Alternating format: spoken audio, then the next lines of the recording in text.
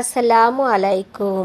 চলুন আজ আমরা জেনে নেই এক ইহুদি নারী কিভাবে আমাদের প্রিয় রাসূল সাল্লাল্লাহু আলাইহি ওয়াসাল্লামকে বিষ খাইয়েছিলেন এবং আমাদের প্রিয় মহানবী সাল্লাল্লাহু আলাইহি ওয়াসাল্লাম এই নারীকে কিভাবে ক্ষমা করে দিয়েছিলেন।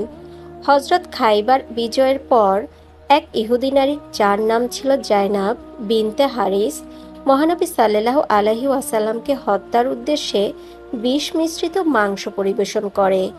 জাইনাব ছিলেন খাইবারের এক প্রভাবশালী ব্যক্তির বোন, যিনি খাইবার যুদ্ধে নিহত হয়েছিলেন। তিনি প্রতিশোধের মনোভাব নিয়ে এই কাজটি করেন। জাইনাব বিশেষভাবে বিষ মিশিয়েছিলেন এমন একটি মাংসের অংশে যা মহানবী সাল্লাল্লাহু আলাইহি ওয়াসাল্লামের খুব পছন্দ করতেন, বকরির কাঁধের অংশ। কারণ তিনি জানতেন মহানবী সাল্লাল্লাহু আলাইহি ওয়াসাল্লাম এই অংশটি খুবই পছন্দ করেন। যখন মহানবী সাল্লাল্লাহু আলাইহি ওয়াসাল্লাম প্রথম এক টুকরো খেয়ে মুখে দেন, তখনই তিনি বিষের উপস্থিতি টের পান।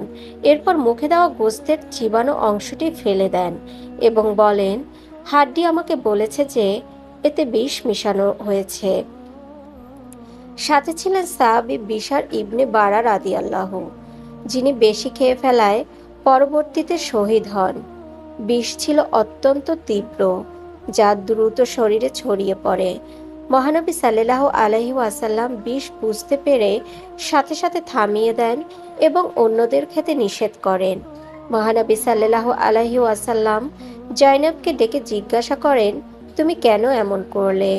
জাইনাব সাহসের সাথে উত্তর দেয়, আমি তোমাকে হত্যা করতে চেয়েছিলাম। যদি তুমি নবী হও, আল্লাহ তোমাকে রক্ষা করবেন, আর যদি না হও তবে তুমি মারা যাবে।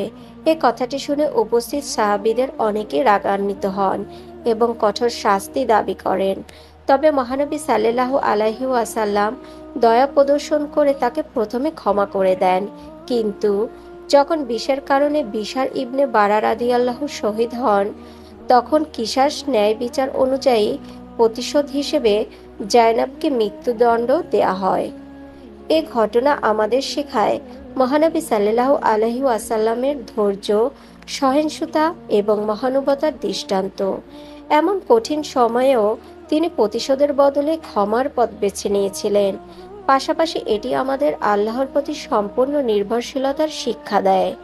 আল্লাহ আমাদের সকলকে এই গুণাবলী অর্জনের তৌফিক দিন। আমিন।